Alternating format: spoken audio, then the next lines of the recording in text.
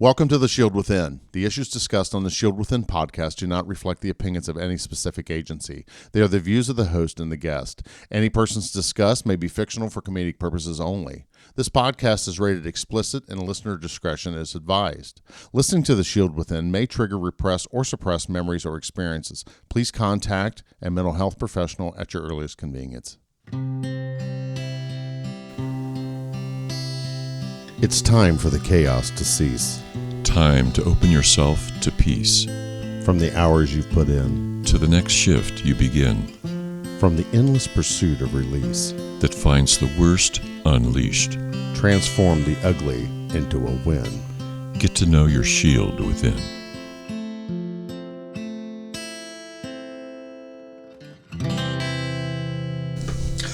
Welcome to The Shield Within. Welcome, Marc. Strap in for episode 2 with the one and only Mr. Mike McRill. Thank you. And we have in the house Captain Fabulous. Yes, his adoring fans. You really like that new toy. Thank you. At least it's not the other button, Mark. Thank you. Which one's that? Oh, that one. Yes, everyone loves Captain Fabulous. We just had a rip-roaring first episode with you, Mike, and it's so great to have you here. We need to have you. Good to be here. We didn't head where we need to head, though, so It's amazing Dr. how will have quick to keep us on track. Well, yeah. So... Yeah. I'm going to go ahead and launch. Well, no, we got to do some business. Facebook. Damn it. Get out there and hit that like button like your fucking life depends on it. Also, www.shieldwithin.com. That'll get you to our website. I think we're going to do a refresh on that. It's shitty. Sometimes somebody, the webmaster's got some good ideas. Send me a message. Also, if you need help, hit that coaching button there on our website or go to lessonslearnedcoaching.com. Got an extra $5 laying around, Cap? Yeah, absolutely. Patreon, I will. Patreon.com. It doesn't really get you much, but it helps us support the show. And we certainly appreciate you. So if you're driving around in your patrol car, you midnight dogs, you know who you are, and you're listening to The Shield, throw us the shekel here, too. We'd appreciate it. You know, that's what Mike was asking me. Do you make any money doing this? I'm like, not a fucking dime. In fact, it cost me money. I got to pay pizza for these assholes. Exactly. Yeah, David bought this time around. Yeah, last time we went to, where was the beer joint we went to? Chappie's. That's right. Chappie's here in Tip City. It was after we went to dinner. Usually we go to dinner in Harrison. So we got all this free advertising we're getting from these people. Those are great people. That was a great place. Yeah, it was. We had a lot of fun in there. Yeah, it was. Had the Kelly here with us that night. We did. We met a local and it was good. Say a little prayer for the Kelly. Her little puppy crossed the Rainbow Bridge. Yeah. Poor baby. That is terrible. That's terrible putting puppies down. So Mike, I'm just going to jump in here, nipples deep. We had a drowning, in my city, and terrible incident, and a lot of us were involved. And great friend of the department, great friend of mine, and the family, our locals here. We have a gravel pit just south of the city. It's not functioning anymore, but it was a gravel pit. So the kid was out there on his jet ski, and the jet ski stalled for whatever reason. So he's like, I'll swim back to shore. Yeah. Never made it. So we get the call, and I'm like, fuck, that's so-and-so. And it's literally, you can just about spit. And this is how close it is outside our jurisdiction. So we went down there, and it was kind of like the perfect time. We were still on 8-hour shifts. It was about 3 o'clock in the afternoon. So, I was the evening watch, and day shift was still there. I'm like, so we all went. We got enough bodies. Yep. Yeah, so let's go. So we get down there and try and find this kid. So we coordinated off, and the fire department comes down, and it was a very sad day. Yeah, it was a very sad day, and we did what we did our best to try and bring this. And we did bring him home, but we didn't bring him home alive, which was sad. Yeah. So the next day, the other sergeant that was there, she contacted you when you were still working, right? So tell us a little bit about that. Yeah, I would, and still am a part of the Tri-County Crisis Response Team, the Tri-County Board of Mental Health. Right. Organized this team 15 years or so ago, even longer maybe. And we respond to critical instances after we've been invited to conduct a debrief. And we organize our team around where we're going. So when we go to first responder events, I'm usually on the team. Right. But back in those days, let me hit pause here real quick. Critical stress incident debriefing. Yeah.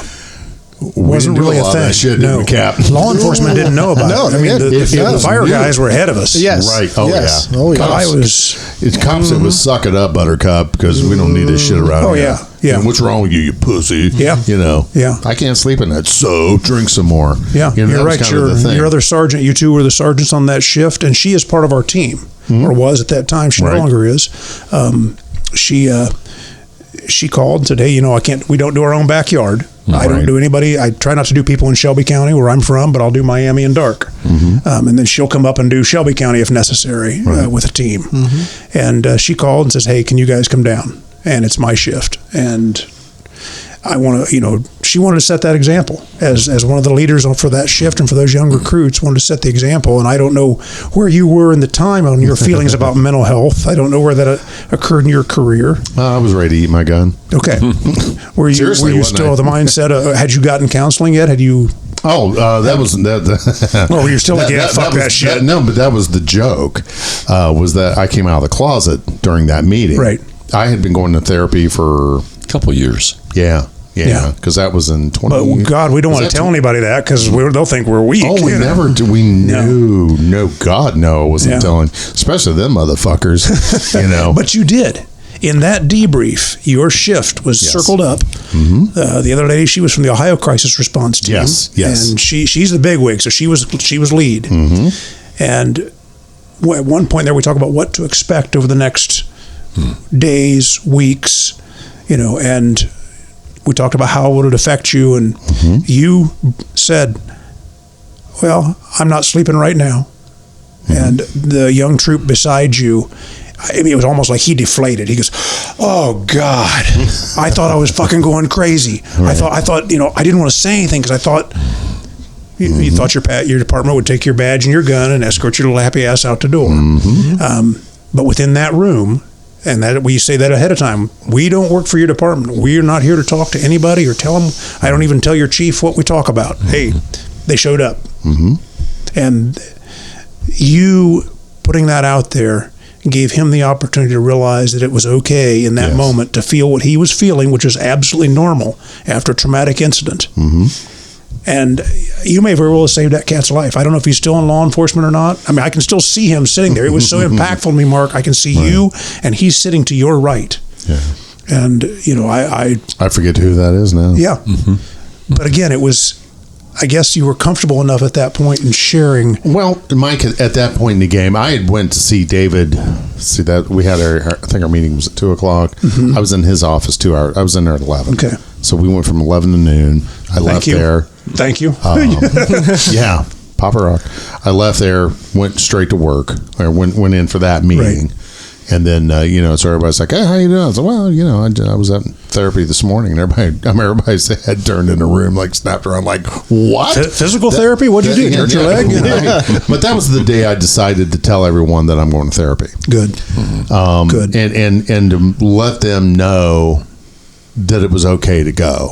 Because our boss there at that time, his theory was if you went to counseling, you're weak. Yeah. That was for the weak people. Yeah. There's something wrong with you.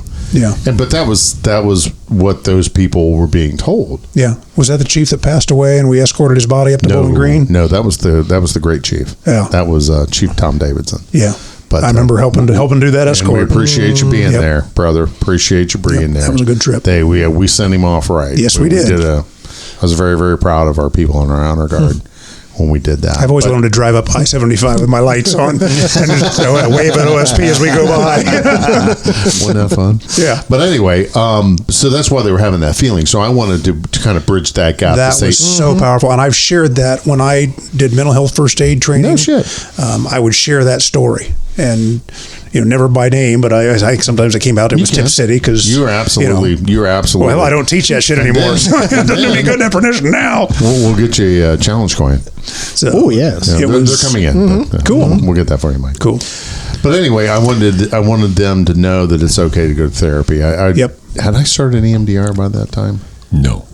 Probably. Okay. Well, it was close. It was probably very close. That was probably like I'm thinking 12. Yeah. I was trying to figure out when that was. I'll have to look it back. I guess I could text the brother and say, hey, when was that? But anyway, it was time to start sharing the message. Mm-hmm. And again, it gets back to being a ministry. Yeah. You know, like Joe Terry said, this is a ministry as to what we do. And if we aren't ministering to our brothers, then what are we doing? Yeah. If we want to go 90 mile an hour with our hair on fire and, running, gunning, fighting, and it's a great job. It's a noble profession. It's one of the best ones around. And I am damn proud of being a cop, and I'm damn proud of doing what I've done throughout my whole life. Because I was the same way. Everybody's like, oh, you ate, slept, and shit being a police officer. There's no doubt. Absolutely. Because this is what we do, man. And it's the greatest thing in the world, but it catches up with you. Well, the funny thing was, I used to say, McRill, you're going to die in this job. And the funny thing was, then when, my dark time was around 2009 to 2012, and I literally thought, you're right, I am going to die in this job. Right. I'm going to take my own life because this just sucks. It catches up. And it's what I loved is what I hate. It's like I still wanted to be there. I still wanted to be a cop, but every time I'd walk in that door during that time frame, and I was receiving counseling, but it was like there was something in the doorway that just sucked the life out of me. Yeah. And it was like I don't looking for a reason to be off, but I still love this job. What the hell? It's the best love-hate relationship ever. Well, that's when it's like, maybe it's time we talk to somebody. Yeah. 2 years ago. Exactly. Yeah. But that's, like with Molly Hall. And it seems like we've been talking about Molly Hall every episode, but she's my psychiatrist. Yeah. And she's always saying whenever she gets a new first responder, and they should have been here 10 years ago. Yeah. But the good news of it is that we have a lot of chiefs right now in the Dayton area. Oh, yeah. And our good friend Carla Urbanus right here in good. I was hoping I heard you bring her name up. Yeah, good. That a lot of them are already putting their employees on her calendar. Sydney had we started a pilot program up there before I think I was still. No, it was right when I retired because I wasn't eligible as one of the reserves, but I knew who to go to. Right. But our chief at that time was very, very much understood the mental health side of the job. Yeah. And he went to the Tri-County Board and they funded that first go around, and you had 2 sessions a year. And I remember him saying to me, at that time it was John Jung from New Creations Counseling came in, and he, the chief and I talked about how the program should function. I said, well, chief, they may come in and sit down, and because you're ordering them to go to counseling, which is usually not the best thing to do, but I want them to have it, Mike. I want them to, I said, chief, I get it, but what if they don't talk? I said, well, first of all, that's John's job to get them to talk. I said, but if they walk in and all they say, hey, I'll talk about baseball, but that's it. Great, then you'll talk about baseball for 2 sessions. Sure. That's okay, chief. Yeah. You've broken that. You've broken you've crossed the threshold with them. Yeah. And now maybe because it was a good conversation about baseball, when I finally say, oh shit, I wish that guy was still here. Right. And they'll call John, or later it was Carl after John retired. So yeah, I was so proud of our department for doing that. I don't know if that program still exists, but it was. Well, the beauty of it is, Mike, is that sadly, we as cops, do we all agree that we all kind of have a hive mentality? Oh yeah. Oh yeah. We were on video for this. You watch all the faces go glum. So we're all kind of got this hive mentality. So before the hive mentality was you're weak, now it's evolving because you have your chiefs associations, so they get together and they talk. So before, like when we had our first critical stress debriefing, that was new. Yeah. And it wasn't embraced. Because my critical incident before that, where I'm trying to get my shit together, it was before that incident, right? And we didn't have that for you. I didn't ask. Yeah, I should have. And asked. your department should have asked. They should have said, "Hey, everybody." Instead of the chief popping his head in the door, going, "What are you doing? We're having a debriefing over the incident last night." Yeah, and he just kind of scoffed and walked away. I'm like, fuck you, dude. I wish I'd have known he was discussing it with it, because I probably would have said that. Hey, fuck you. Get out of my room. Exactly. This is my room now. I damn near got my whole fucking crew killed. Then the next year is when Westerville had their double fatal. Yep. Yep. And we damn near had it right there in Tip City. Yep. Damn near had at least 2 officers killed. Probably would have been 3. Yeah. If he'd got that Mosin Nagant fired up and he started working that damn thing, you'd had at least 2 down. Yeah. Than me and Kelly. But anyway, moving forward.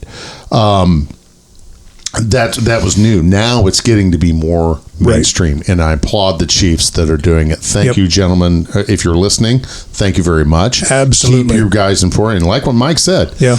at least they go and talk about baseball. Cool.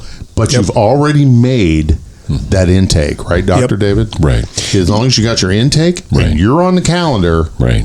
by golly, you're that much quicker to getting services when you need them, just like Mike said. Yeah. When that day comes, you're going to wish you had it. And most of the guys do, right? Go ahead, Chris. And there's even agencies having a chaplain, Yeah. faith-based, coming in for each roll call, being there, being part of the community, dressing up in a uniform, just being in the presence. Yeah.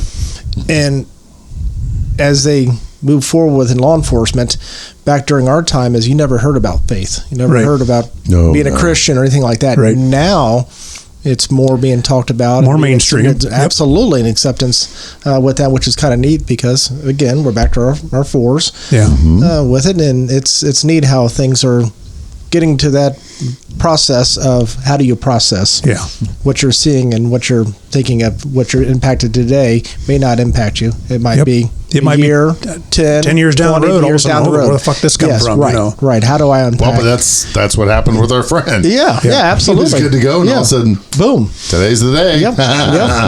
We're going to fuck your mind up. That's right. And then I'm unpacking this, and I'm trying to figure out, oh my gosh, how does it stop? I gave him the analogy.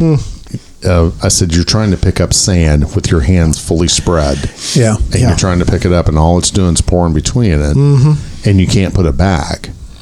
Once your lid comes open, right, David? I mean, how many times so many people came in? I mean, I called mine my Pandora's box. Once it's open, you can't shut it. Yeah. The only thing you can do is heal it. Yeah.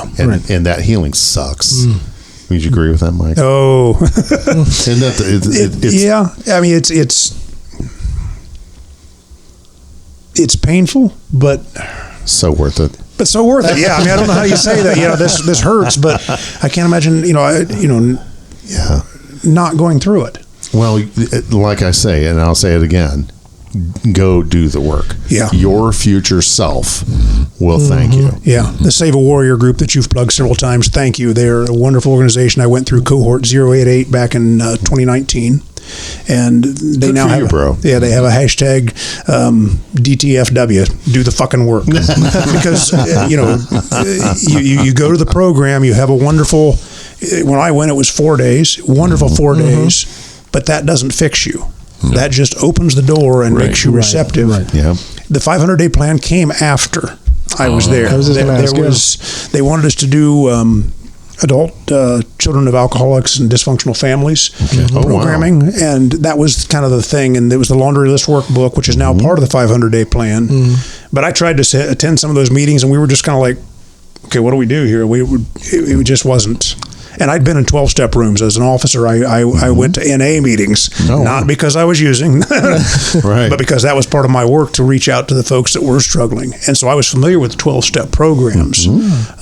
But now, like I said, I went back to, they have an alumni intensive. So any of you saw people out there that participated in some of the earlier cohorts, look at an alumni intensive. It's an intensive weekend. In fact, your buddy Eric Kreitz, because our wives sat around this table. God love Eric. Called me and says, "Hey, good old Cap. Would you ever go to alumni intensive?" Because Karen shared some things in there that, it's been a couple of years, and I've fallen off some of the daily practice that is so vitally important. And it's just going back and kind of getting re-energized. And they introduced us to the 500-day plan. And so now I'm working that plan. And so good for you, back into the regular daily meditation. I've got 75 days straight with my daily meditation. Isn't daily meditation wonderful? Yeah. Awesome. And that's, I could feel it when I hadn't been. And when Mike showed up, he's like, listen to whatever episode I was talking about. I was having a bad time because of the moon phase. And during that time, I had not been meditating. Yeah. And I guess for whatever reason I stopped, and I didn't realize that I had quit. Right. but it's such an essential part. Well, you get out of it, daily. you think, I got this. Today'll be a good day. Tomorrow's a good day too. This next week will be. Yeah, but you just get to the point where you start that build up. Yeah. You don't realize the build up is there. Yeah. And then it's like, now you're here, and you're just like, fuck, something has to change. And of course, when did some work, had some EMDR work, Jerry and I did. Yep. And then, I'm like, man, haven't been meditating, hadn't been hitting the gym the way I've been wanting to go. Life just gets in the way. And of course, what do? We're first responders. We are last on the list, correct? I got to take everything else. Everything else is more important than me. So I'm like, oh, okay. Now I'm back in that spot again. Time to get meditating. Time to start getting back to the gym. Get back to the 4 F's. At SAW, they call it warrior meditation because if you paint it black or we use the word warrior, cops will buy it. It's tactical. Yeah, it's tactical meditation. That's with a couple extra zeros in it. That's right. David's daily tactical meditation. There we go. Yeah. But again, it's a 20-minute cycle, and there's a pattern to it, and it's not. It is spiritual, but it is not denominational. It is not absolutely. It puts you in contact with something. Yeah, it's generally spiritual, and it can be accessible and used as a remedy for anybody. Yeah. If you're a person without in your mind, you don't have any faith in anything greater than yourself, that's fine. You can still meditate. Yeah. You can still draw into energies that are around the earth, around you, from inside you, outside you. There are resources all around you and inside you, so use them. Yeah. Meditation is a time to get in touch with all those things. Yeah. You don't have to address God or anybody. You just I will use my prayer as a piece of that meditation. Yes, absolutely. But then in SAW, as they explained that to us, that if prayer is talking to God, then meditation is listening to God, just opening your mind, clearing it to allow the positive to be there. Recognizing what you see, recognizing what comes into your mind. Okay, and float it off. Yeah. And try to, and it's amazing. I mean, how grounding it is, and just how much less of an asshole I am, when I've been doing my meditation. Right. So, I had one of my clients just text me while we were waiting in the green room. She and I have been going back and forth all day. She's a teacher, has been for 20 years. Okay. 5 kids, recently divorced from an extraordinarily unpleasant human being. Okay. I am being so dramatically understated here. And she had a session with Vicki. Good. Wonderful lady. Vicki Martin. Shout out to Vicki Martin. Yep. And this lady's been hooked up with Vicki for a while. It's an off and on kind of thing. She's not loaded with money, and Vicki costs some money. Yep. So every once in a while, she saves it up and has a really good session with Vicki. And the two of them came to some conclusions that she and I had come to a while ago. And it's like, I've been living my whole life on fear. I have been making my decisions, orienting my thinking to fear. Wow. And it was like, can I ever? Yes, you can. Yeah. The opposite of fear is faith. And if you jack your faith up, your anxiety will diminish and then go away. Yeah. And then and she had some really good news about a family member's medical health that was very threatening. Way better now. And I was like, a moment of peace. And she was like, I'm skeptical. Yeah. And I said, it's achievable. Yeah. It's real. It is. And you can do it. Yeah. Not just anybody. You, the individual, you can do this. You can do it. You have a foundation of faith. I know you go to church. We talk about it all the time. And you have a life devoted to loving. Yeah. Loving the students in your school that you work with every day, loving your children, loving your parents, loving your life and your community. You got faith and you know how to do loving, dear. Yeah. You can do peace. Yeah. You can find a way to create it and maintain it and nurture it. Yeah, it's achievable. Yeah. It's not bullshit. Yeah. It's real. And as I hope she does the practice and stays with it and finds that, because we all watch the results of people who don't find that peace, and their turmoil, their life comes unraveled, and we get to be front stage, for that. And so it's so much better when we can see them come to that. What got you into therapy when you first well, went? shit, not sleeping, yelling at my wife, and it was a quick thing. She says, "Hey, you should go to counseling." Okay, I'll go tomorrow, and that was it. No, I tell people, she said, "You need to talk to somebody," and 9 months later, I did. It was just some events within our department involving some senior officers who. One of them was criminally charged, and he had been one of my best friends. He had become involved with alleged to be involved with a young girl, and he had come to my house and he had shared information. We knew there was an investigation going on because we'd seen it, but we didn't know who it was. He comes to my house the next morning and he's saying, "Man, and he tells me everything from his point of view, and." And then I'm like, "Oh shit! I have information about a felony, and I have the person telling me this information, and there's an active investigation, and it's my best friend. The fuck do I do? I mean, is it the thin blue line, and we all cover each other's ass? And I got you, dude. Don't worry about it. Fortunately, our police chief. You talked about your tip chief, the great chief. We had Chief Steve Worley, and he's still alive. And Chief Worley, if you're out there, God bless you. You're a wonderful man. And he had just retired. I was on duty after I had learned this information from my friend, and I didn't know who the fuck to talk to or what to do. And I went and knocked on his door. And between calls, I would go back to his house, and we would wrangle through this. And Chief said, "Mike, you know what you need to do, and you know why you were hired." And he said, "The good news is you don't have to do it because it's not your place to do it. You put this back on him. Yep. The girl is safe because the investigation has started, so there's no more danger. You put this back on him. You tell him, he's got until a certain point in time." So I called him on Sunday, had him come to the house. I sat with him as he told his wife and watched that blow up and occur. And I said, "Hey, I'm going to give you 48 hours.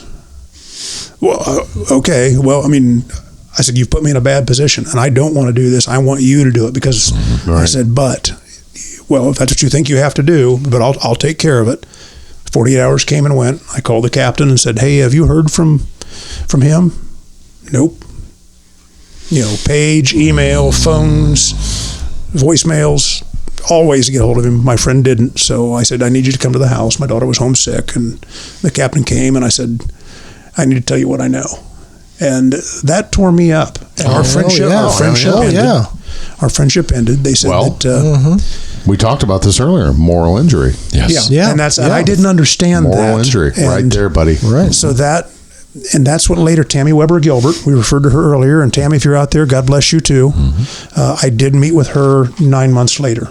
After not sleeping and hating life and hating yelling and just not knowing why I was not.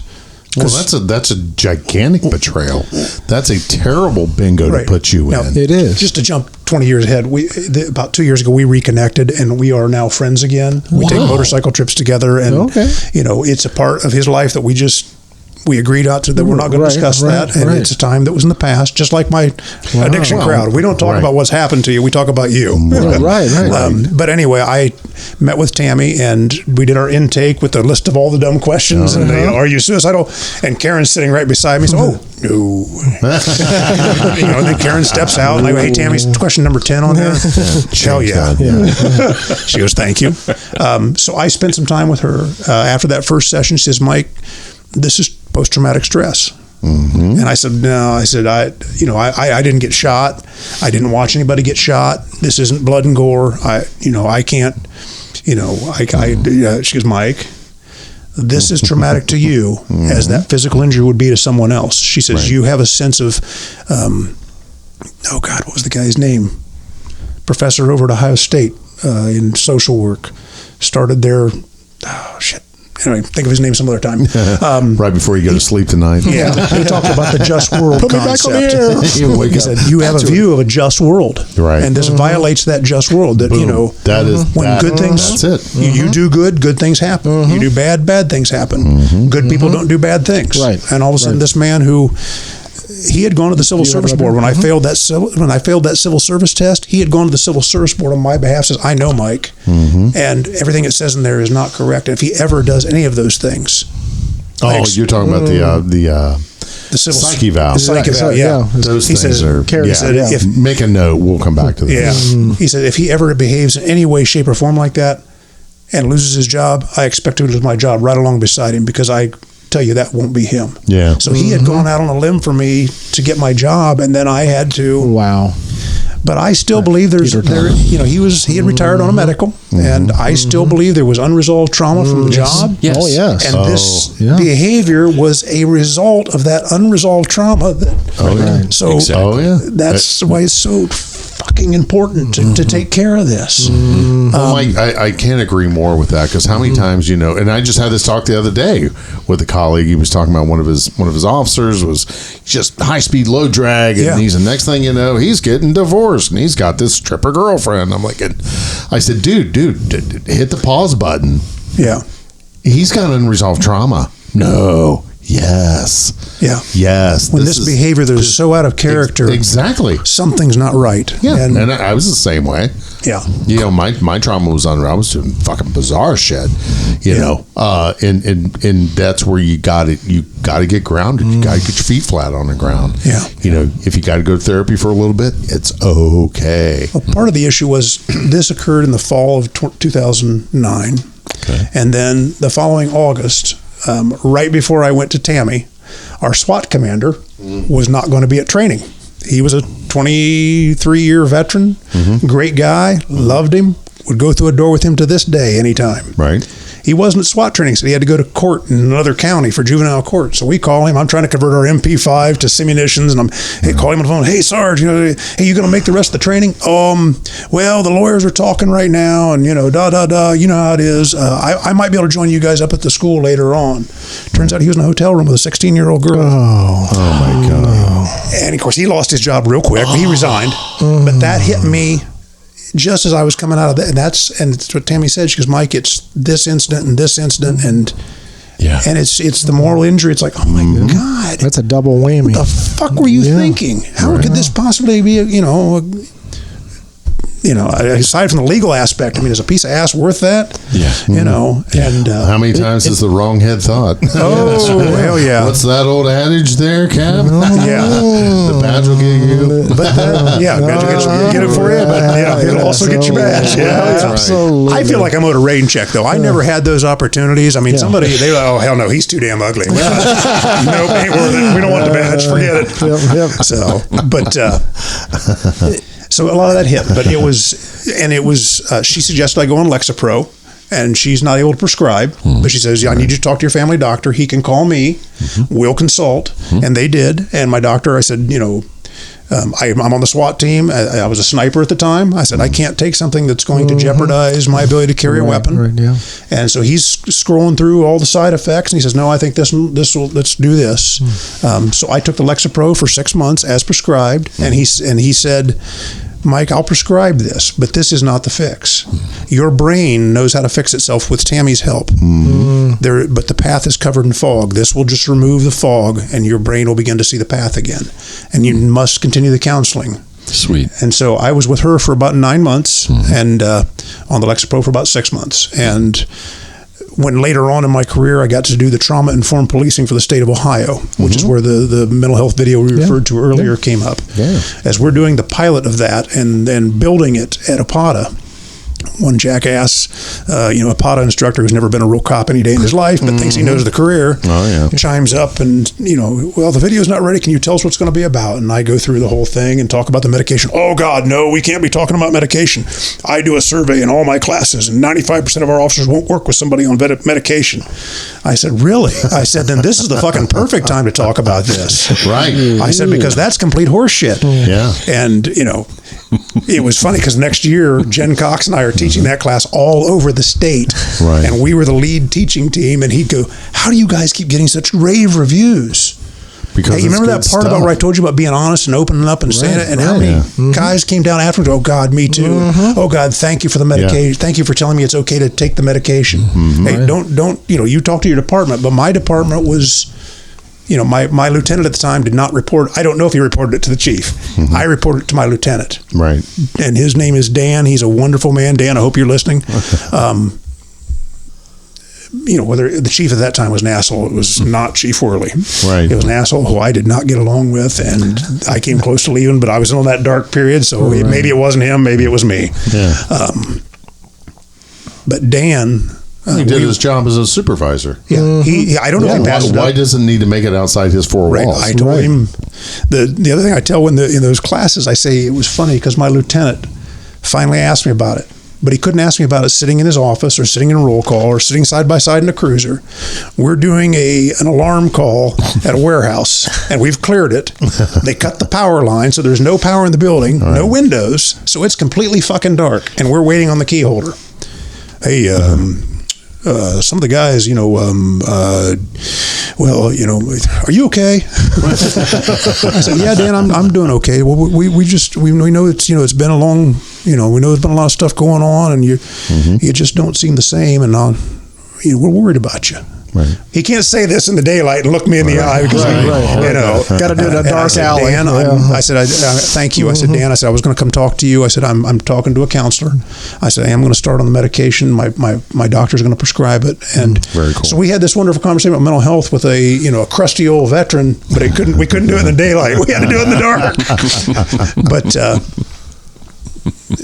I enjoyed sharing that. And again, within that year was when I did your debrief, and I realized that an officer needs to speak up and say, this is okay, because you did it with your shift. And so I was then able to do it with the whole entire state of Ohio by putting my shit out there. Perfect. And I usually told them, like, hey, look, I'm due to retire. So if this goes south and the state of Ohio says, what the fuck, we let this guy carry a gun and a badge? Right. I can retire, and they're going to pay me. So now's the perfect time to talk about this shit. So... How did you, it's a strange question, but how important, valuable was treatment with Tammy? Invaluable. Now, again, I've heard you say before, you go back. I went back 2 years later and talked to John Jung.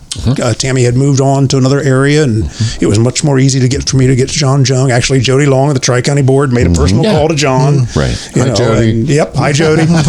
You're listening. Yeah, and...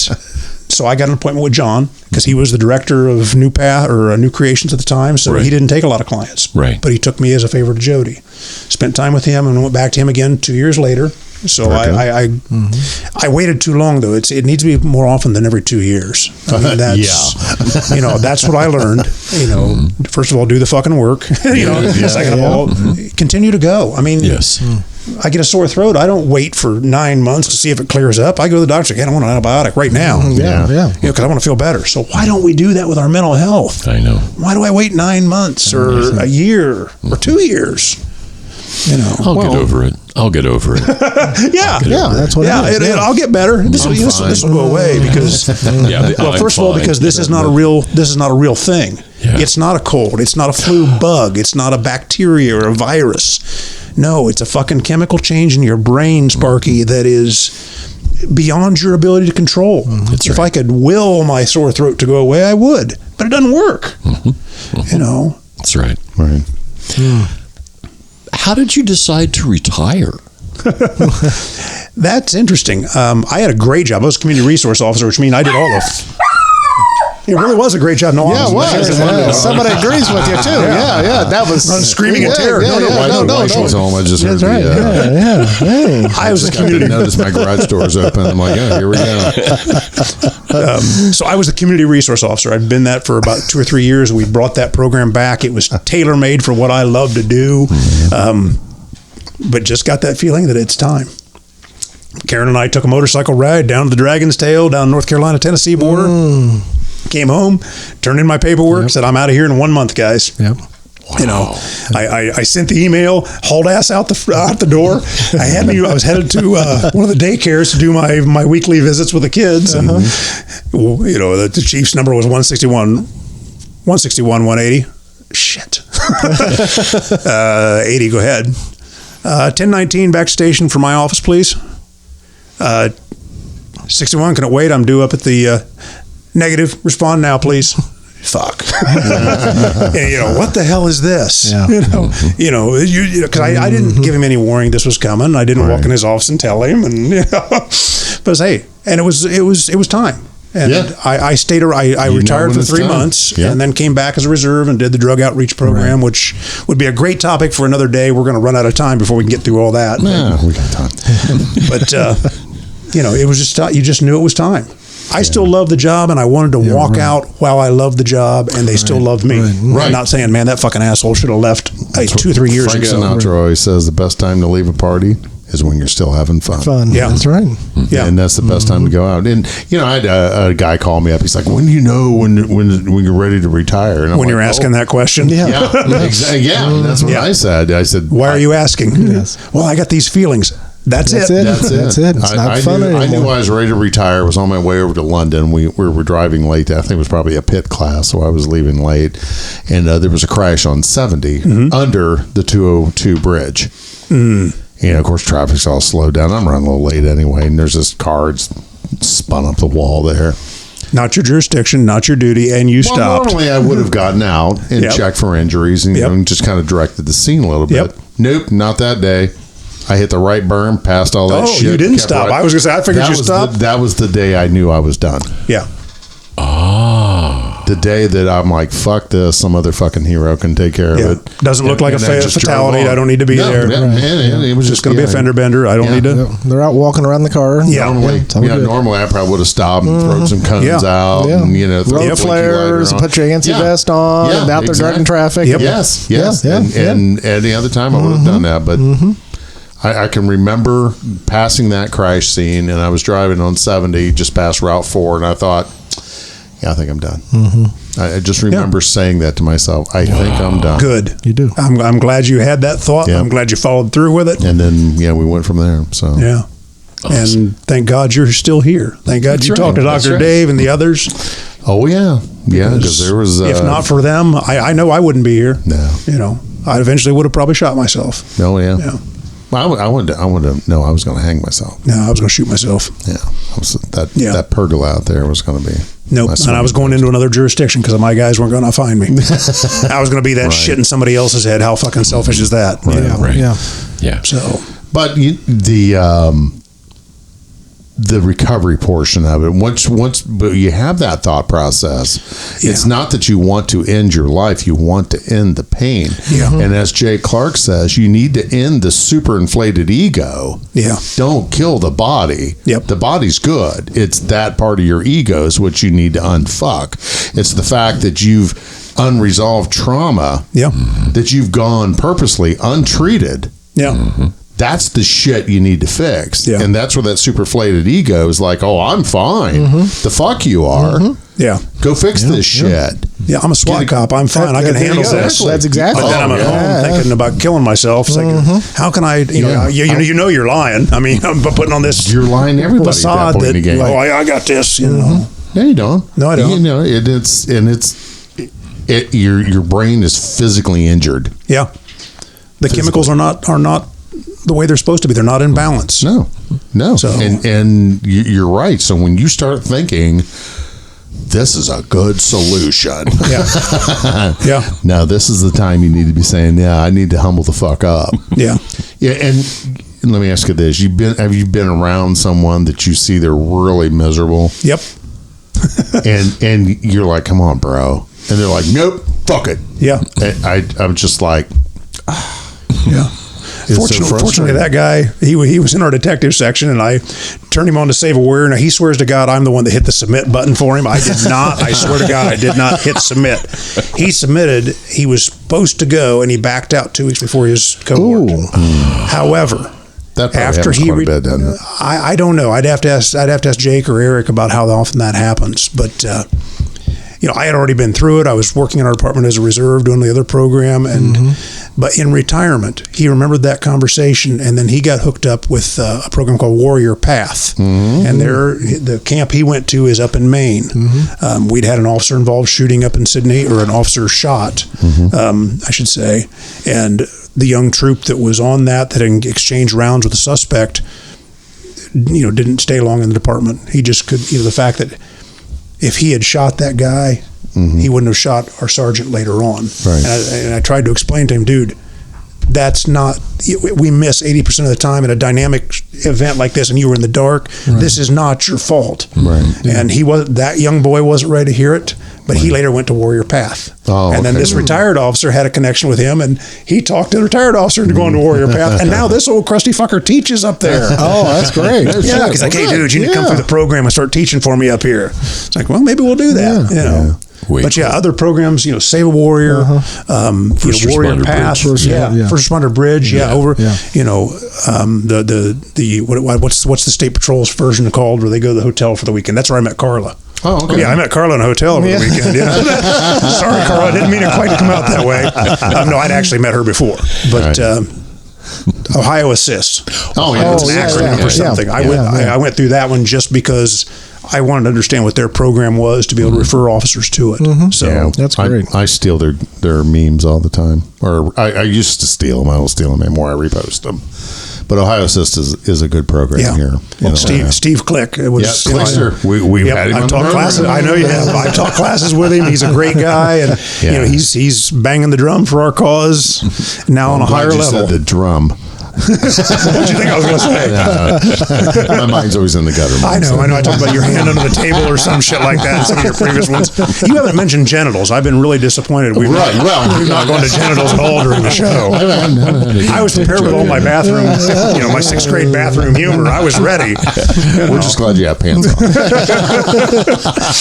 It's cold out. I mean, it's bad enough the way it is, but it's cold. It's like, no, I can't stand up in front of these guys. That's why I tell everybody, I'm not proud to have a small penis, but my wife used to teach young boys how to swim, so she knows a lot about it.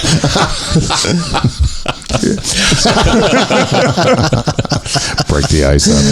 Anyway, how the hell do we get down that rabbit hole? Cops. Start talking toilet here. That's right. That's suicide. That's what we do. Yes, it is. Right. That's we laugh exactly about it what we do.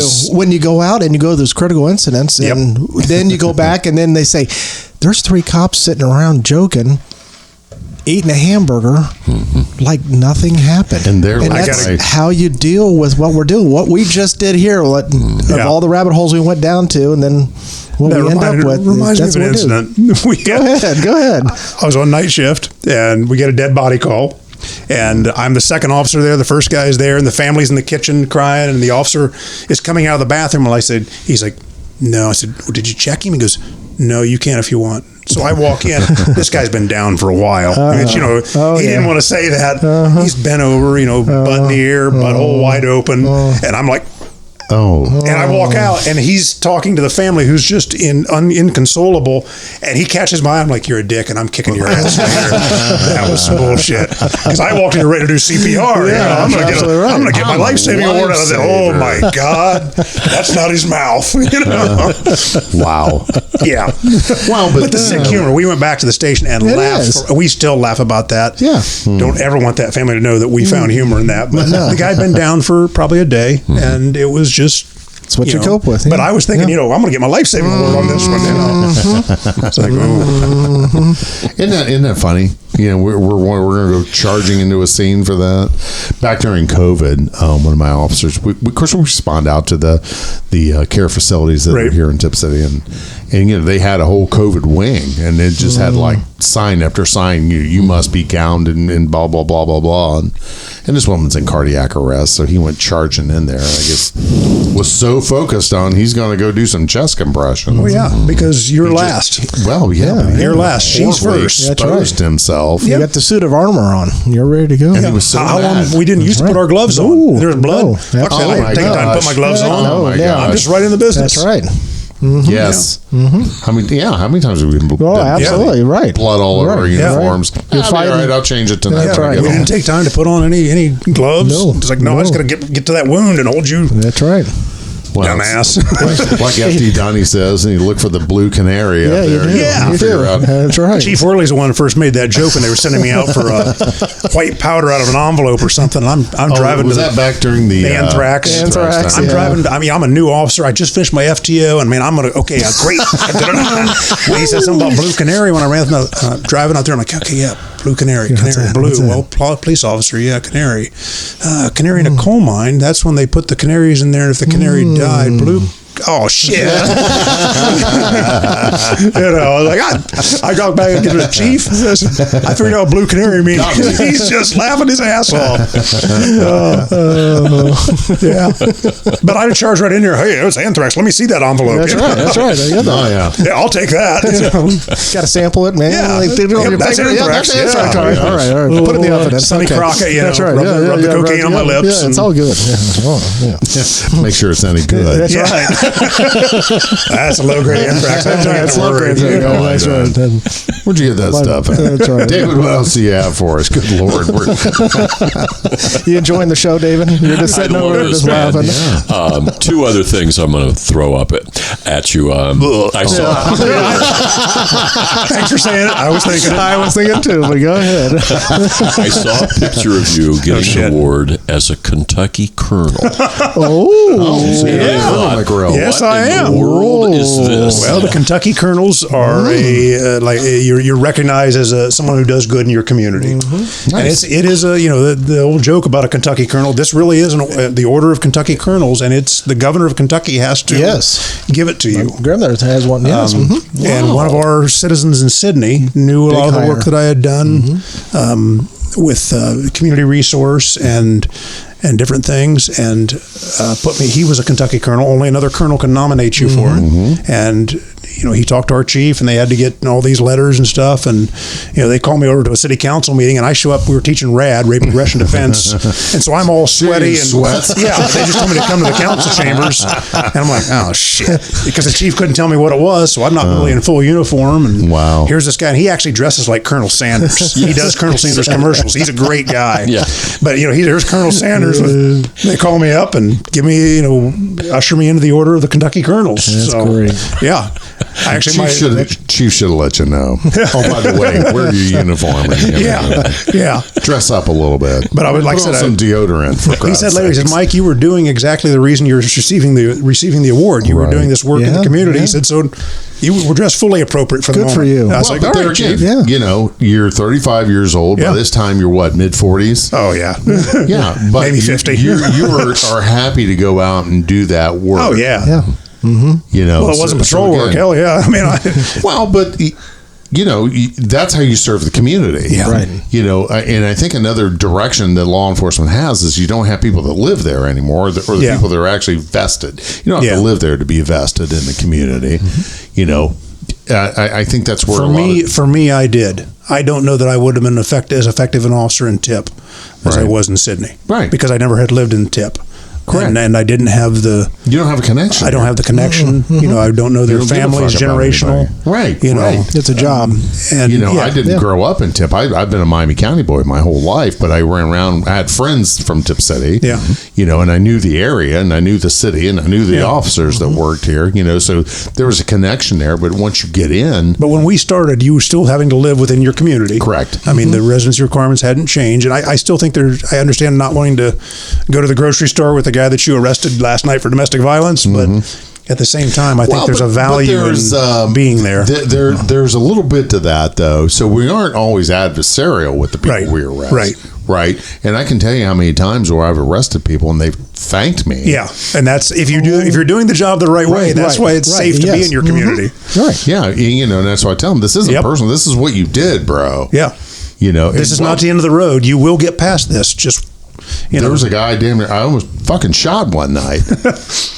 And, I told him, I said, God damn, you put that fucking gun down, I'm going to kill you right where you fucking stand. Mine was a samurai sword. Yeah. Put that down or you take another step and I will shoot you. And I ran into him and his wife a week later. Yeah. And bro hugged him. And I said, man, I'm so glad you put that down. Yeah. God damn, I'm glad you put that down, dude. He said, oh, I knew. Well, how many times afterwards you see somebody a week, a month down the road, and they say, "Hey, I don't know why you didn't kick my ass, man. I was a complete asshole to you in the back of if we didn't have those cuffs on, if you didn't have that uniform on, when we get out of the jail, I'm beating your ass." Right. And I'll take these cuffs off and warm you up like a TV dinner. And they come back and say, "Hey, thank you." But as you as a human being, you treated that human being with respect. Yeah. And that's what they see in you. It wasn't like, "Hey, motherfucker, see me when you get out of jail. We'll go." Right. I didn't. You don't fall fall into that. Right. And there's people that's had a speed bump in their life. Yeah. And that's they're all there to it help. is. Right. That's what I tell them. Yeah. This is a speed bump. Yeah. You will get past this. It seems like the end now. This seems like it sucks. Right. And they remember those conversations. They do. And there was a reason why you was on that call. oh yeah. I believe I was called to law enforcement. Right. Yeah. For that. Oh, yes. And there's certain stuff, even though you don't think you did an impact at that point in time, you have no idea. you have no idea later Yeah. on. That's right. That's the beauty of the job too. Yeah. With that, just like what you're doing today, Yeah. and how you're continuing to I serve couldn't do and this stuff. job if I had not done that job. Absolutely. But That's- you look back at your life as you started out, you using a teaching mode. Yep. Then you came up as a public servant Yep. mode, but you did teaching within that public servant mode. Yeah. And then after you left that public service Yep. mode as a uniform officer, now you're in this different Yep. capacity of still teaching Yeah, and still serving. and still serving. Just a different way. And absolutely. Yep. And that's how God created you to still really- continue to be here. Oh, I share that when contend we're with that. talking about faith with people. And I tell my Absolutely. stories. I can look back now and see God's hand throughout Yes. this entire Oh, yeah. 40-year span. He wrote that special script for you Yeah. to continue on in Yeah. your life If journey. you told me I wanted to do it when I was 18 and that No. wasn't when you weren't ready. No, you've been calling bullshit. What do Yeah. you mean? I'm going to do this. I'm going to do it up here. No, wait Yeah. a second. That's not. God Yeah, clearly right. had a better plan than I did. Absolutely. Yes. Yeah. Yeah. You've also done a lot of work with addicts in the Yes. community. Yes. That's Can you part talk of my about- career I'm the most proud of. Talk about that a little bit. During the opiate epidemic, that was started up in this area about 2012. And that's one of the times I heard God speak to me. I had left the scene of a call. It was the first time I watched Narcan get used. Girl down in a basement, common basement for this apartment complex. Boyfriend, known drug dealer, is out in the parking lot. And he's like, yo, McRill, she's down in the basement. I said, what happened? Oh, man, I don't know. Whatever.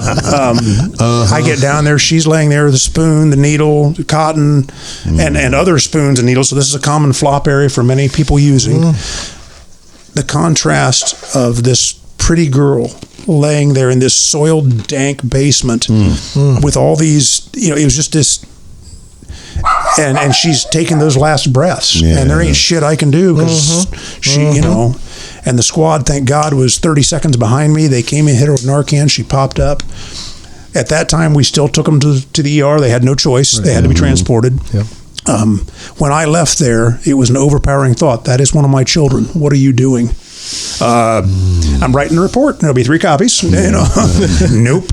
I made sure the squad got there. Nope. What do you want me to do? And go down and meet with Mike Martin at the Methodist Church, who was running what they called Samaritan Works at that time. So I went and got a stack of his cards, thinking I've got the get out of jail free card. This will change everybody's life with this little business card. The next day I went back in uniform, stupidly. Knocked the door. Oh shit, it's the cops. Don't answer the door. Hey, whoa, no, I'm not here for anybody. I just want to see if Cassie's in there. And shit, don't answer. He'll go away. I went back the next day out of uniform and knocked on the door. Girl answers, again, very pretty girl. I say, are you Cassie? Yeah. I said, can I talk to you outside here and maybe I'll stand on the sidewalk with me for a second? Yeah. And so we go out. I said, my name's Mike and I was here 2 days ago and you were dead. And I said, I watched you be brought back to life. And I said, she goes, that's a one-time thing. I mean, I can start and stop that whenever. I'm a nursing student. I mean, I'm not, but thank you anyway, man. That was really nice, And over the next year, for saving me. We Narcaned her 3 more times over the rest of the year. And the last time she was found with a whole bunch of baggies around her, so she went to prison for a year. Ooh. But I continued to know that I needed to do something more. And so we... I started talking with folks, started going to NA meetings. We looked at what was called the DART team out of Toledo and also Coleraine Township down near Cincinnati that had outreach programs. And we developed one for Sydney, and it was me. And we would try to visit within 24 hours after the overdose unless I happened to be on duty and could go. And then we would try to connect them with services. But the most powerful part of that was sitting down with them, looking them in the eye and saying, we almost lost you yesterday. And now that I sit with you, if something happens to you, my world is no longer the same. There's no difference between you and me. And how can you say that, McRill? You're a cop and so what are you? I'm a fucking criminal. I'm a liar. I'm a cheat. I'm a thief. I'm a drug addict. I said, yeah. I said, you know what? I'm an elder in my church. And they're like, yeah, see? I said, and I sit in my house and surf pornography. with the door closed, the lights off, the drapes drawn, you're at least willing to say in public what your transgression is. I hide and put on this bullshit image out in the public. I said, so I'm a bigger piece of shit than you are if you really want to compare. And they just bawl. And then we've broken that ice, and now I've got you, motherfucker. You're mine now. But we formed that connection, and eventually I had a team. I had a pastor. I had a wonderful story. Cassie, the girl who had overdosed, went on to become a drug and alcohol counselor, and guess who rode with my team? Yes. Cassie was part of my team, along with a girl named Kim. Good. Oh, fantastic. Yes. That deserves some applause. Absolutely. Keep it rolling. And, so we had a pastor, drug and alcohol counselor. I had a civilian that was keeping all my records. So we did have a civilian. She was paid through the grant. But she was the motherly figure. And so we'd sit down in jail with somebody to talk to someone, and depending on what voice they needed to hear, if they wanted to talk to their mom, they would turn subconsciously and talk to Becky. If they needed the counselor, who both the counselors had an addiction past, they were in recovery. They had the pastor had tattoos and earrings, and he looked like a hippie, and a lot of them had tattoos. So if they needed the wild child, they'd turn to Pastor Shepherd. So it was freaking awesome. And we saved, I'm sure, many lives. I lost a few, and that. Well, but Sydney at that time, man, you guys were getting hammered. Yeah, we were hammered a lot of heroin. with the heroin. Yeah, drive to Dayton and take it back. Oh, they would. We would intercept them on their way. But man, it was bad up there. That's when I finally I lost one in 2020. A girl we had worked heavily with. In fact, there's a series of videos on her on YouTube. Brittany. She was in a home, and she got out of the home. She went to a tanning salon and picked up a hit. And I swear to God, she went to that tanning salon because she knew somebody will find me in 20 minutes. And she was kind of big and scary. And the two little girls that were working the tanning salon didn't want to break the door down or open the door to check on her when they knocked. When they did the autopsy, they said with the amount that hit her, she was dead before she hit the floor. She never made it into the tanning bed. So the girls wouldn't have. But I remember I was on vacation. It was COVID. The vacationing had opened up. We were down in Gatlinburg, and Becky calls me. She's Mike. So hi, Becky. So hi, Mike. How's vacation? Good, Becky. You don't usually call me on vacation. What's going on? Well, there was an overdose. Okay. I said, and she just starts to sob. I said, Becky, what's wrong? She says, Mike, it was Brittany. And I got to do her funeral. Got to speak at her funeral. I mean, and her story, those videos, I tell people, are still powerful, even though her disease finally took her. She reached out to me on Thanksgiving, the day after Thanksgiving, when we started the program, and she was pregnant. And she found a program at Miami Valley Hospital that would take pregnant mothers. I called Jerry Tangeman. He was my captain in the detective section. And I said, Jerry, that program I want to start. And you said, yeah. I said, we're going to pick this girl up. I need you to go with me. It's 11 o'clock at night. He's like, okay. So I picked him up. We went and picked Brittany up. We took her down to Miami Valley Hospital. She had her baby down there. She was in the program. Baby went into adoption.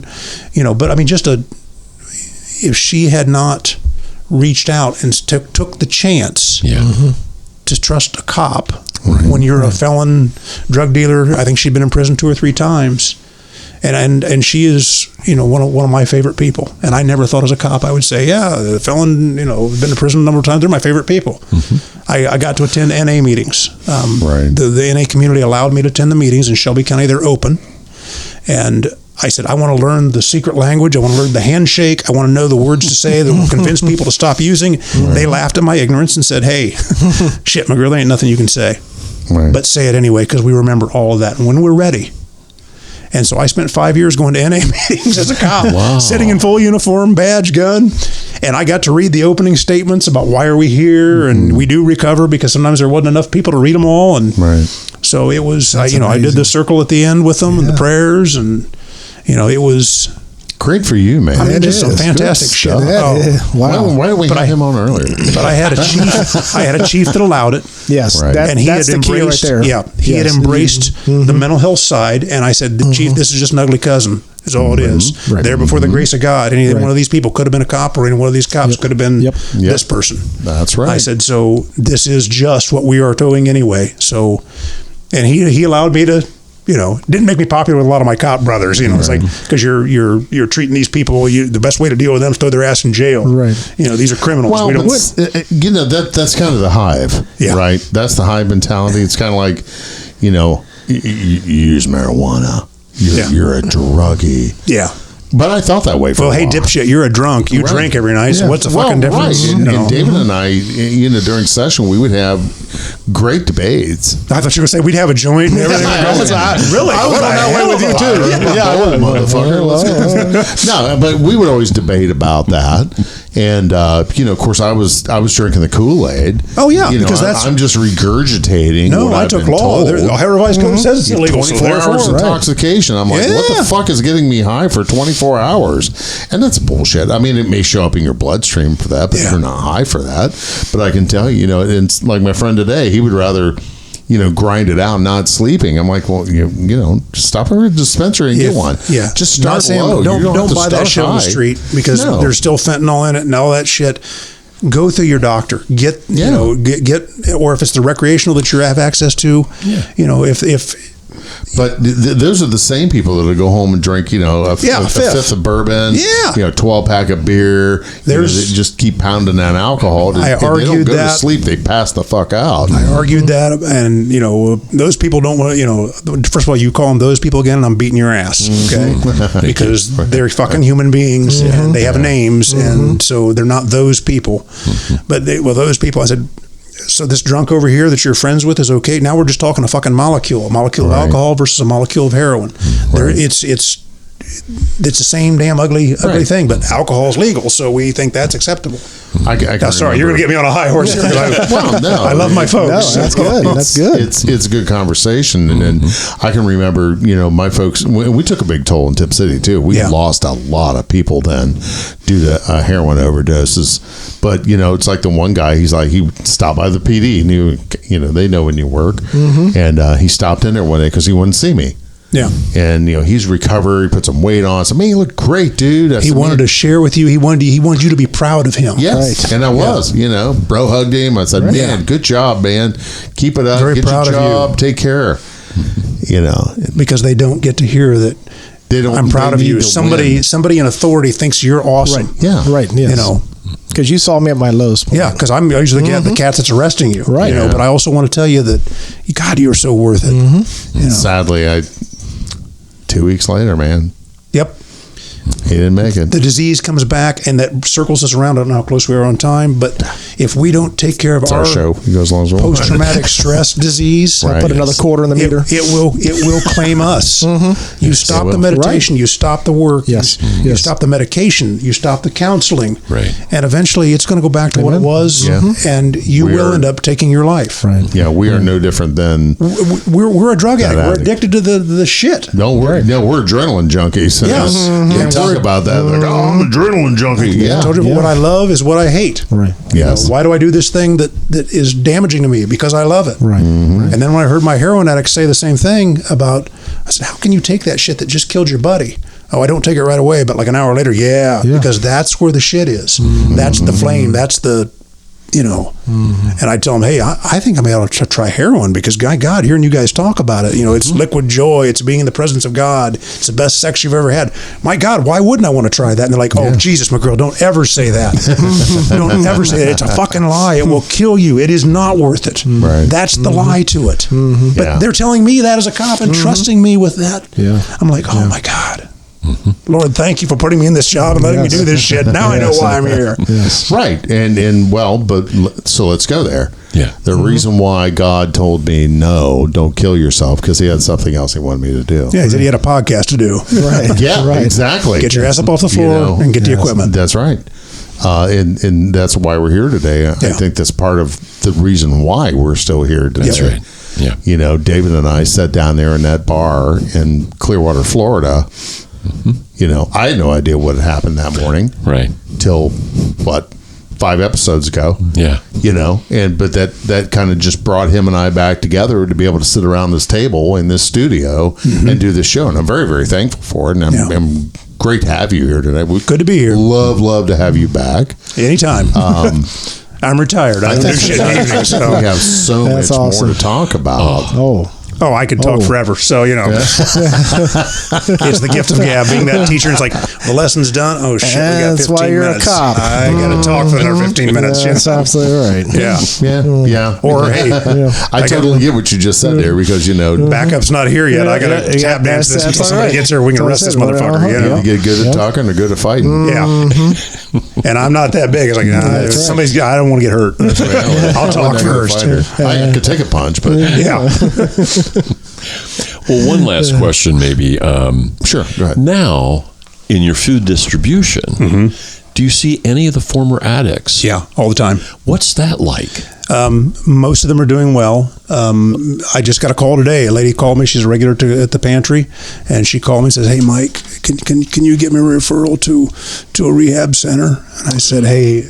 Her name's Connie. I said, "Connie, I don't do that work. I don't have those connections anymore." I said, "Call the Sydney Police Department." Julie Clay, who's a certified drug and alcohol and also a mental health counselor, now runs that program, and she does the visits. Julie, if you're out there, you're awesome too. I said, call down, ask for Julie Clay. Curiously, on my way down here, on my way home at 3:30, I passed a Woodhaven vehicle, and I swear it was that girl Connie in the front seat. Because they will come up now and pick people up and bring them where I used to have to go take them myself down there. Which is wonderful. I mean, the Sydney Police Department let me drive to fucking Dayton for a dirty drug addict. You know, it's like, no, you let me drive for this human being, and maybe save their fucking life. That's the reason you got up in the morning. Yeah, so I still see a lot of them. A lot of them will come in and, hey, McRill, my God, I got 6 years, and we give a big hug, and it's like, man, I am so proud of you. Yeah. In the one video, if you look at the second one, the one girl says, and I realized the power of saying I'm proud of you. She says, you know what it's like when the judge or my probation officer or Officer McRill says I'm proud of you. She was 35 years old, and that would light her up. Oh shit, that's easy. I can tell you, I can say I'm proud all day long. That's right. That doesn't cost me anything. That's right. But it means everything to that person. Yes, it does. You are so right. Yeah, especially with my younger officers or the people that's coming along. I always make an extra point to tell them, hey man, good job, proud of you. Yeah. Well, I just did my job. No, I'm proud of you for doing your job. Right. Yeah. Right. Even I just wrote the report. Okay, great. I'm proud of you came in today. Hey, appreciate that. You got, whatever. There's got to be some reason. I don't mean to make it up, because if it's false, if you're just doing it to shine them on a little bit, that's different. They see that. Right. Oh yes. If you're disingenuine. Oh yeah. Yeah. That's that. And I've had really supervisors that use that. Oh yeah, very nice job, Officer McRill. Kiss my ass. They don't mean it. I know they don't mean it. They're trying to score some point for something. What do you want? Nominated for Supervisor of the Year or something? What? You need another acronym after your name? Yeah. Well, but it's like with this show, it's real and it's raw. Kind of like our dynamic. David is very highly intelligent and he does lots of research. Whereas if we have a guest on, I purposely don't. Because like when Clark was here, I knew nothing about him purposely because I would have been total fucking fanboy. Oh yeah. But he walked in the door and just blew me away.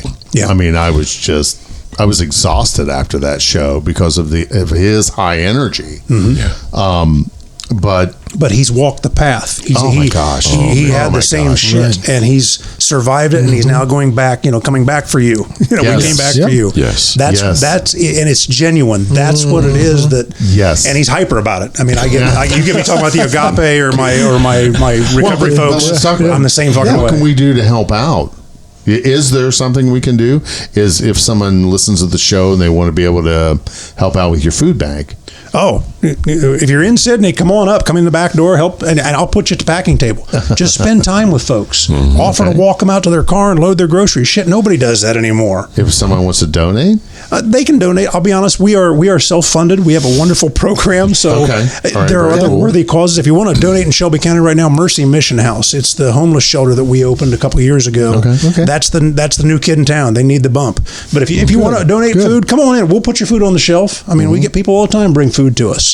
If you want to donate cash, come in the back door. I'll be glad to take the cash. I'll put it to good use. But I don't want to tell people, oh God, you've got to donate to us, because part of good stewardship of what the Lord's provided is knowing when I can say, hey, I've got what I need. help somebody else. Yeah. So that's a great problem. Yeah, it is a great problem. Yes. I mean, we want to replicate this model. Anybody out there listening, we'd love to replicate this model in other places in the state. Absolutely. We're working with one group up around Akron, Canton right now, and getting ready to start their pantry tied to an agency store model that will be self-funded, and they will no longer have to beg, borrow, and steal to fund their program. Good. And it doesn't have to. For us, it has to be food. But this kind of program has been used in Michigan to fund school programs. Oh, really? Yeah, that's great. The company called Goods 360 that supplies the product, it has to work through nonprofits. There's a whole lot of regulation, but they don't care what you use the money for. We just happen to use it for food. And so, some powerful stuff. Absolutely right, man. Yeah. Fantastic. But if you're an officer out there and you're on patrol and any of this resonates with you today, anything we've talked about, please look at saveawarrior.org. Fill out the application, hit submit, and there's a reason it's called submit and not enter. There's a reason it's called submit. Go find out why it's called submit. I promise you it will be worth it. You are so worth it. Don't wait, because one, we need you in law enforcement. But we also need you in retirement, and we need you healthy. And I want you to bankrupt the Ohio police and fire system by living for another 30 or 40 years. Fuck these cats coming in. They're going to have to work hard to supply us money. Absolutely. But I want you to make it to the retirement that you deserve, that you've earned, and I want you to have that peace.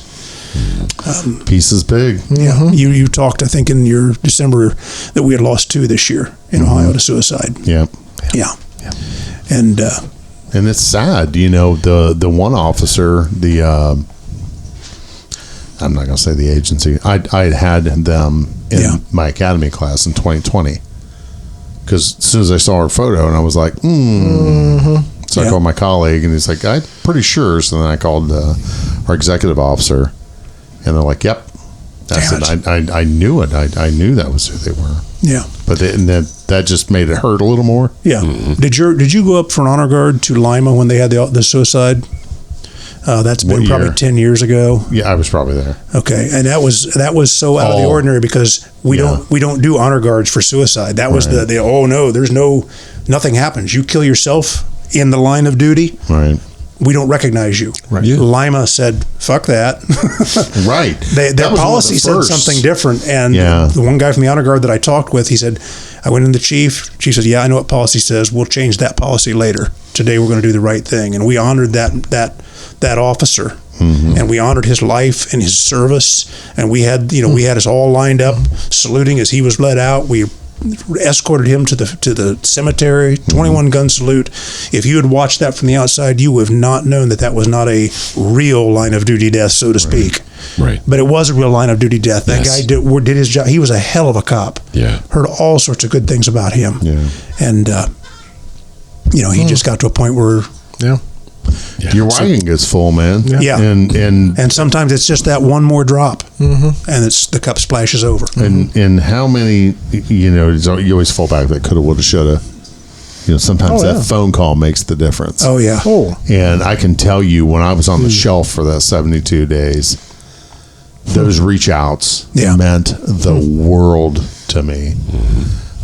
Because my department, you can't talk to him. They put everybody on a gag order. That's the new thing. Yeah, not as if you're not feeling bad enough as it is, But my people went around. There's a will, there's a way. Yeah, and they found it, and I'm very grateful for all of them. But make that phone call, everybody. Absolutely, make that phone call. Shoot that text. Check on your buddy. Check on the. Yes. If you get an inkling that something, if you're wrong, all you've done is waste a few minutes saying hi to your buddy. Sure. But if you're right, that's all. That's all it takes. That's literally the life. If you're right, that may be the one thing. Yes. In that moment. Gentlemen, thank you. Yeah. Thank you, Mike, for being here. Hey, I loved it. Let's do it again sometime. The three of you was fucking perfect, man. Well, I get to say the word fuck. My wife doesn't like me to use that word, but I came on as Karen, I can say fuck today. You're in a safe place. I'm in a safe place. Okay, that's okay. Yeah, she'll listen to this later and go, oh my God. No. He said it 5 times. He's going in the swear jar. Yeah. That's right. She'll look at me and say, not appropriate. Not at all. Donnie, key the music. May your days and nights find you strong and safe. May you take your place as your family's face, as you do the shit that we won't do, as you embrace the risk you must go through. May you grow in strength and heal and find your heart, your soul, and your mind. You look at your life and grin. You have a home, the shield within.